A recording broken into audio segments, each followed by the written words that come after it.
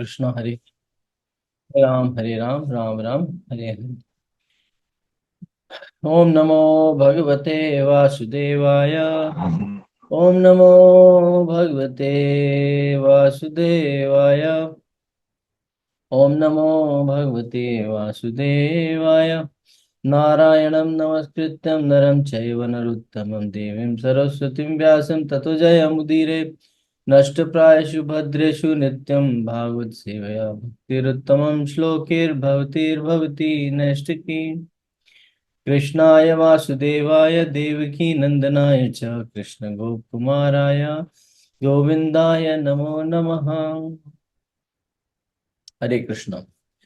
सो अभी तक हम चर्चा कर रहे थे स्कंद एक अध्याय 10, जिसमें कि सारा युद्ध समाप्त होने के बाद, भीष्म पितामह जी के देह त्याग करने के बाद, महाराज युधिष्ठिर और 5 पांडवों का राज्य संभाल लेने के बाद, उनकी शिक्षाएं प्राप्त हो गई थी भीष्म देव जी से। उसके बाद जो युधिष्ठिर महाराज हैं, उनकी ख्याति की व्याख्या हो रही है कि किस प्रकार से उन्होंने भीष्म देव और भगवान श्री कृष्ण के आदेशानुसार अपने राज्य को किस प्रकार से संभाला। उसमें अपना उनका कोई मत नहीं था। उन्होंने केवल वो कार्य किया जो उनको आदेशानुसार अपने गुरुजनों से शिक्षा प्राप्त हुई थी।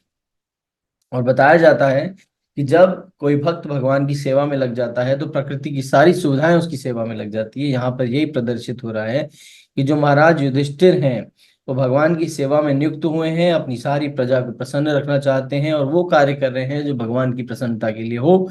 उसके उसके उपलक्ष्य में क्या हो रहा है कि सारी प्रकृति उनके अधीन हो गई है। सारी प्रकृति उनको अपनी अपनी सेवाएं प्रदान करनी है। जैसे कोई व्यक्ति कर प्रदान करता है, टैक्स देता है, उस प्रकार से वो अपनी सारी सेवाएं जो है प्रकृति प्रसन्नता रूप में अपनी सेवाओं को प्रदान कर रही है। रोगी रोग में नहीं है, धरती प्रसन्न है, अनाज उपजाऊ अच्छी हो रही है, फसल उग रही है, खाद्य पदार्थ की चिंता नहीं है, लोगों की मानसिक रोग नहीं है, लोग प्रसन्न चित्त हैं। ठीक है ना। राजा को मानने वाले हैं, कोई कष्ट नहीं है, कोई पीड़ा नहीं है। तब संभव हो सकता है जब एक भक्त शासन करे। तो यहाँ पर जो ख्याति बताई जा रही है महाराज युधिष्ठिर की, तो यहाँ से हमने 4 6, है ना, 4 से 6। और अभी हम श्लोक का कौन सा करने वाले हैं? 11 और 12, है ना। तो अभी तक हम लोगों ने जो श्लोका में चर्चा की, उसमें भगवान के बारे में हमने सुना कि किस प्रकार से भगवान की शरणागति में भक्त रहता है और भगवान कैसे उस पर असीम कृपा करते हैं, है ना। और आज हम चर्चा करने वाले हैं श्लोक संख्या 10 और 11 की। करेक्ट।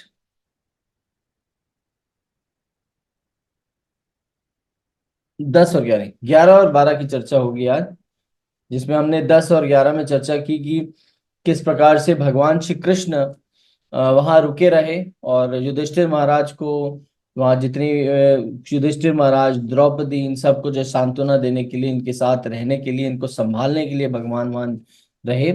अब जो है भगवान आगे चर्चा होगी किस प्रकार से। श्लोक संख्या 11 और 12। श्लोक संख्या 11। जगत गुरु श्रीला प्रभुपाद की जय। सत्संगान मुक्ता दुहो संगो हातुं नोत्सहते बुधः कीर्तयमानं यशो यस्य सकृदाकृणरोचनम्। श्लोक संख्या 12। तस्मिन् यस्तधीयः पार्थ सहेरन वीरहं कथं दर्शनं स्पर्श संलापश यनासन भोजनो। शब्दार्थ इस प्रकार से है। सत्संग, शुद्ध भक्तों की संगति में। मुक्त, दुसंग, बुरी भौतिक संगति में युक्त। हातुम, परित्याग करने के लिए। न उत अ, उत्सहते, कभी प्रयास नहीं करता है। बुद्ध, भगवान को समझने वाला। कीर्तय मानम, यशोगान करता है, यश ख्याति, यस्य जिसका, सकृत मात्र एक बार, आकरणम केवल सुनकर, रोचनम प्रसन्न करके, तस्मिन उसमें, न्यस्त धीयः जिसने अपना मन उसको अर्पित कर रखा हो, पार्थ प्रथा के पुत्र, सहेरन सह सकते हैं, विरहम वियोग, कथम कैसे, दर्शनम आपने अपने आमने सामने देखते हुए, स्पर्श स्पर्श करते हुए, संलाप परस्पर बातें करते हुए, शयनम सोते, आसनम बैठते, भोज्य भोजनव एक साथ भोजन करते। अनुवाद इस प्रकार से है, वह बुद्धिमान जी वह बुद्धिमान जिसने शुद्ध भक्तों की संगति से परमेश्वर को समझ लिया है और भौतिक कुसंगति के अपने को छुड़ा लिया है, वह भगवान के यश को सुनने से चूकता नहीं। उसने चाहे उनके विषय में एक ही बार क्यों ना सुना हो, तो भला पांडव उनके वियोग को कैसे सह पाते हैं। कि कोई व्यक्ति भगवान के बारे में थोड़ा सा भी अगर सत्संग कर लेता है, उनके प्रति थोड़ी सी भी आकर्षण बढ़ जाती है, तो उनका वियोग नहीं सह सकता। यहाँ पर पांडवों ने उनके साथ समय व्यतीत किया, क्योंकि वे उनसे घनिष्ठता पूर्वक संबंधित थे। वे उन्हें साक्षात अपने समक्ष देखते थे, उनका स्पर्श करते थे, उनसे बातें करते थे और उन्हीं के पास सोते, उठते, बैठते तथा भोजन करते थे। तात्पर्य इस प्रकार से है, जगत गुरु श्रीला प्रभुपाद की जय। जीव की स्वाभाविक स्थिति अपने से वरिष्ठ की सेवा करना है। तो जीव की स्थिति क्या है? हमेशा अपने से वरिष्ठ की सेवा करना। उसे इंद्रिय तृप्ति की विभिन्न आवश्यकताओं में माया की आज्ञाओं का पालन करने के लिए बाध्य होना पड़ता है और इंद्रियों की सेवा करने में वह कभी थकता नहीं। यदि वह थक भी जाए तो माया उसे तो माया उस तो माया उसे इंद्रियों की सेवा करने के लिए निरंतर बाध्य करती है और कभी संतुष्ट नहीं होती। ऐसी इंद्रिय तृप्ति व्यापारों का कोई अंत नहीं है, कि हमेशा हम क्या करते हैं, अपनी इंद्रियों को तुष्ट करने के लिए लगे रहते हैं, जिसका कोई अंत नहीं है, कभी समाप्त नहीं हो सकती है ना, कभी संतुष्टि हमें मिल नहीं पाएगी। और बद्ध जीव छूटने की आशा के बिना ऐसे सेवा में उलझता उलझता रहता है कि जितना हम ये दलदल के समान है, जितना हम हाथ पैर चलाते हैं उतना दलदल में घुसते जाते हैं। छुटकारा केवल तभी मिलता है जब शुद्ध भक्तों की संगति होती है। ऐसी संगति से वह धीरे धीरे अपनी दिव्य चेतना को और उन्नत होता है। इस प्रकार वह जान सकता है कि उसकी शाश्वत स्थिति भगवान की सेवा करने के लिए है। वो ये जान जाता है कि वह नित्य भगवान का दास है, उसकी स्थिति ही भगवान की सेवा करना। विकृत इंद्रियों की काम, क्रोध, प्रभुत्व जताने इत्यादि की इच्छा पूर्ति के लिए नहीं है। भौतिक समाज, मित्रता तथा प्रेम काम वासना की विभिन्न अवस्थाएं हैं।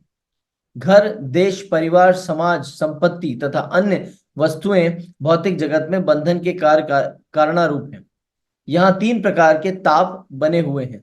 शुद्ध भक्तों की संगति से तथा विनित भाव से उनका श्रवण करने से भौतिक भोग के प्रति आसक्ति कम होती है, जिससे शुद्ध भक्तों की संगति द्वारा। अन्यथा क्या है, तीन ताप जो है वो तो हमें भोगने ही पड़ेंगे, आदि भौतिक, आदि दैविक और आध्यात्मिक। मगर अगर इन तापों को कम करना है तो शुद्ध भक्तों की संगति हमें करनी अति आवश्यक है। इससे क्या होगा, भौतिक जगत से हमारी आसक्ति कम होती जाएगी, है ना। और क्या होगा, हमारी प्रधानता कहाँ बढ़ेगी, भगवान के प्रति हमारी आसक्ति बढ़ती जाएगी। एक बार आकर्षण उत्पन्न हो जाए पर वह बिना रुके चलता रहता है। जिस प्रकार बारूद की आग, तो कहते हैं ना, बारूद में थोड़ा सा भी आग लगा जाए तो सारी बारूद अग्नि पकड़ लेती है। उसी प्रकार से ये जो है भक्ति भी इसी प्रकार से है। अगर भगवान के प्रति थोड़ी सी भी आसक्ति बढ़ गई तो धीरे धीरे वो अपने आप को और उत्तेजित करती रहती है।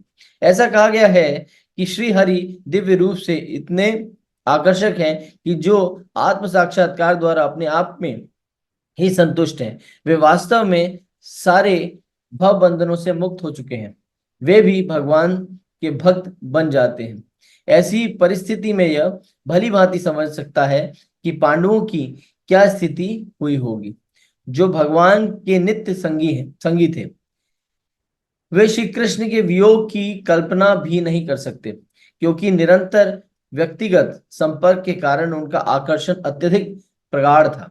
शुद्ध भक्त के लिए भी इसके रूप में गुण, नाम, यश, कार्यकलाप आदि का स्मरण इतना आकर्षक होता है कि संसार के सारे रूप, गुण, नाम, यश, कार्यकलाप भूल जाते हैं और शुद्ध भक्तों की परिपक्व संगति के कारण वह क्षण भर में ही के लिए भी भगवान के संपर्क में से दूर नहीं हो पाते।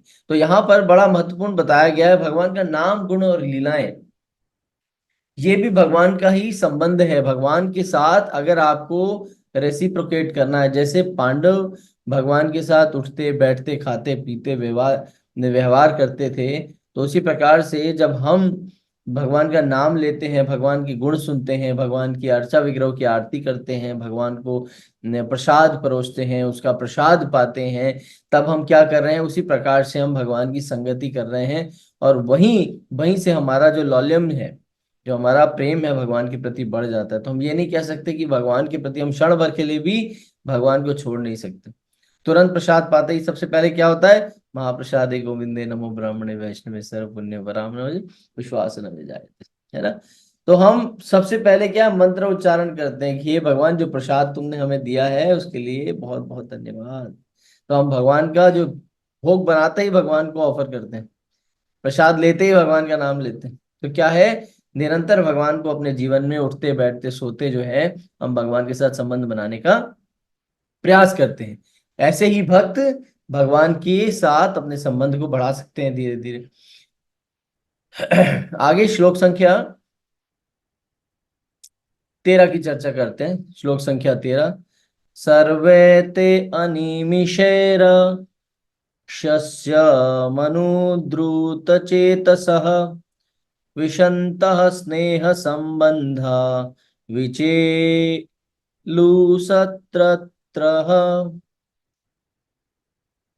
शब्दार्थ इस प्रकार से है।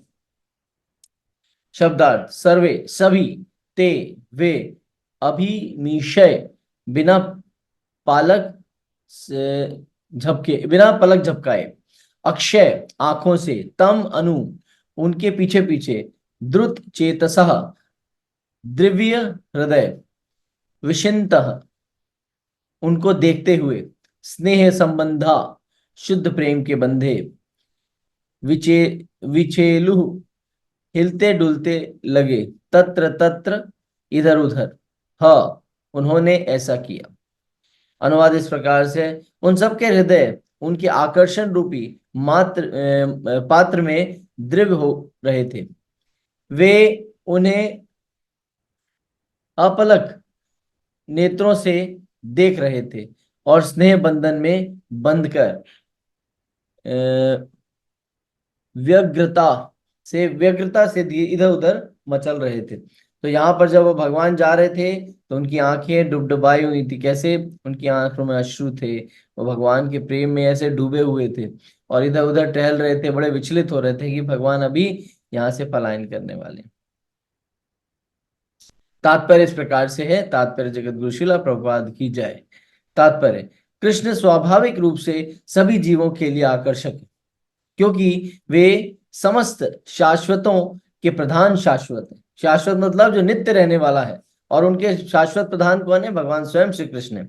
एकमात्र वे ही अनेकों शाश्वतों के पालक हैं। यह कठोपनिषद का कथन है कि इस प्रकार मनुष्य भगवान के साथ अपने शाश्वत संबंध को जागृत करके, जिसे वह भगवान की भ्रामक शक्ति माया के चक्र में वशीभूत होकर भूल चुका है, स्थायी शांति तथा समृद्धि प्राप्त कर सकता है। एक बार भी यह संबंध जब हल्का सा भी पुनर्जागृत हो जाता है तो बद्ध जीव भौतिक शक्ति के भ्रम से मुक्त हो जाता है और भगवान की संगति के लिए पागल हो उठता है। यह संगति केवल भगवान के साक्षात संपर्क से ही नहीं स्थापित होती, अपितु उनके नाम, यश, रूप तथा गुणों के सानिध्य से भी होती है। श्रीमद् भागवतम बद्ध जीवों को इस सिद्धि अवस्था को प्राप्त करने के लिए शुद्ध भक्त से विनती भाव से श्रवण के द्वारा प्रशिक्षित करता है। तो यहाँ पर क्या है, भगवान का जो नाम है, भगवान का जो यश है, भगवान के जो रूप है, भगवान के जो गुण है, इससे भी भगवान के साथ संपर्क बनाया जा सकता है। और जो हमारे अंदर भक्ति का अंश है, उसको पुनर्जागृत करने का ये सबसे महत्वपूर्ण माध्यम है। इसीलिए भागवतम में और अन्य शास्त्रों में भी, और हम कई बार वैष्णवों से भी सुनते हैं कि श्रवण मात्र से और कीर्तन मात्र से भगवान के साथ हम एक अपना गहरा संबंध बना सकते हैं, जो एक्चुअली है। परंतु क्या है, हम माया के द्वारा इन सारे संबंधों को भूल चुके हैं। परंतु जैसे ही हम भक्तों की संगति में आते हैं, संपर्क में आते हैं, तुरंत क्या होता है, हमारे अंदर की जो चिंगारी है वो अग्नि में प्रज्वलित हो जाती है। और जितना हम उसको हवा देंगे, उतनी वो और ज्यादा प्रज्वलित होती जाएगी, है ना। तो कहने का मतलब है, the more chanting the more bhakti, the more chanting you will take, भगवान के साथ संबंध और गहरा होता जाएगा, है ना। भगवान अपने आप को उजागर करते हैं, है ना। तो भगवान को कैसे देख पाओगे, जब तक आपके अंदर शुद्धता नहीं आएगी। शुद्धता कैसे आएगी, जब तक आप नाम नहीं लोगे। नाम नहीं लोगे तो अनर्थ नहीं जाएंगे आपके। अनर्थ नहीं जाएंगे तो हमारे अंदर वो कैपेसिटी नहीं आ पाएगी, वो कैपेबिलिटी नहीं आ पाएगी, तो हम भगवान को देख सके और उनके साथ संबंध बना सके। That is most important part, है ना।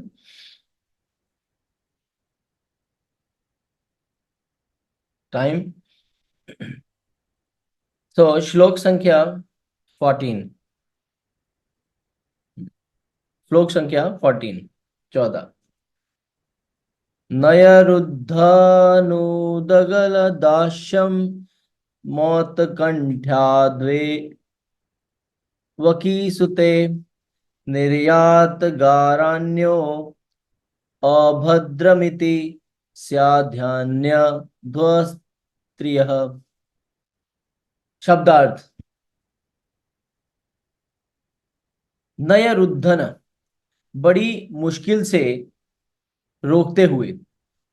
उद्गलतः, उद्गलता, उमड़ते हुए। बाप, बाष्पम, बाष्पम मतलब आंखों को। औत्कंठाय, अत्यधिक उत्सुकता से। देवकी सुते, देवकी के पुत्र में। निर्याति, बाहर निकलकर। अगारात, महल से। न, नहीं। अभद्रम, अशुभ। इति, इस प्रकार। स्यातः, स्यात, हुए। बांधव, संबंधियों की। स्त्रिय, स्त्रियां।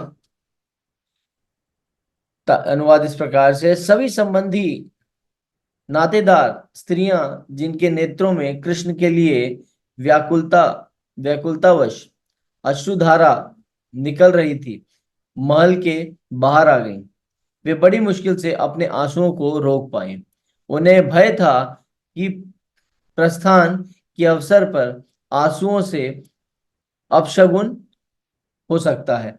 तो यहाँ पर जो है, क्या मूड है यहाँ पर, मूड ऐसा है कि जो वहां की स्त्रियां थीं, उनको लगा कि जब मैं रोने लगूंगी, रुदासी आ जाती है ना, और आंखों से अश्रु गिरेंगे, और जब भगवान इनको देखेंगे तो उनको अच्छा नहीं लगेगा। वहां जो है, भगवान के सामने तो हर्ष का मौका होना चाहिए, वहां पर मायूसी छा जाएगी। भाई किसी को विदा करने के लिए खुशी खुशी विदा करना चाहिए, किसी को मायूस होकर थोड़ी ना विदा करना चाहिए। तो वहां पर वो स्त्रियां सोच रही हैं कि भगवान के सामने मैं मायूस चेहरा लेके कैसे जाऊंगी, और वहां का जो वातावरण है वो मायूस हो जाएगा। तो यहाँ पर हमें आगे चर्चा करते हैं किस प्रकार से।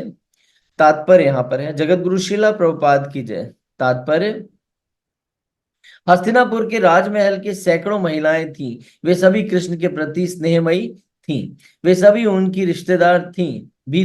जब उन्होंने देखा कि कृष्ण अपनी मातृभूमि को जाने की मातृभूमि को जाने के लिए महल से, सॉरी, पेज पलट गया, जस्ट मोमेंट प्लीज। हाँ, के लिए महल से निकल रहे हैं, तो वे उनके लिए अत्यंत व्याकुल हो उठी और जैसा स्वाभाविक था उनके अश्रु डुल डुल कर कपोलों से आने लगे। उसी समय उन्होंने सोचा कि उस समय उनके अश्रु कृष्ण के लिए अमंगल सूचक हो सकते हैं, अतएव उन्होंने अश्रुओं को रोकना चाहा। ऐसा करना उनके लिए बहुत कठिन था क्योंकि अश्रु रुक नहीं पा रहे थे। अतः उन्होंने आंखों से अश्रुओं को पोंछना और उसे हृदय हृदय हृदय धड़कने लगे। तो आंसुओं को पोंछ रही थी और हृदय जोर जोर से धड़क रहे थे। वे स्त्रियां जिनके पति या असुर युद्ध में मारे गए थे, कृष्ण के प्रत्यक्ष संपर्क में नहीं आ सकी।